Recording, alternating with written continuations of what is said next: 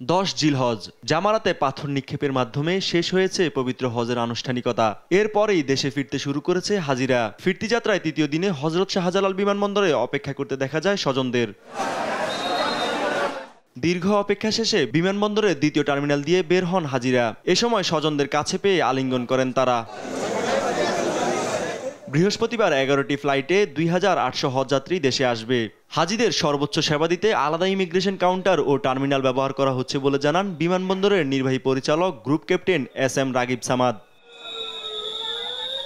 এবছর কোনো ভোগান্তি ছাড়াই হজের সব আনুষ্ঠানিকতা শেষ হওয়ায় সন্তোষ জানান হাজিরা।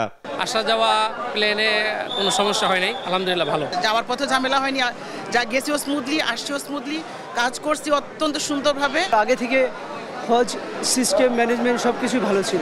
আলহামদুলিল্লাহ খুব ভালো ছিল। আমরা চেষ্টা করছি এবং কমপ্লেনও বেশি ছিল না, বহুত সুষ্ঠুভাবে সম্পন্ন হয়েছে। এবার হজযাত্রী পরিবহন করছে বাংলাদেশ বিমান ছাড়াও সৌদি আরবের 2টি এয়ারলাইন্স। 10 জুন থেকে শুরু হওয়া এই ফিরতি ফ্লাইট চলবে 10 জুলাই পর্যন্ত। ইউসুফ ভুঁইয়া, দেশ টিভি, ঢাকা।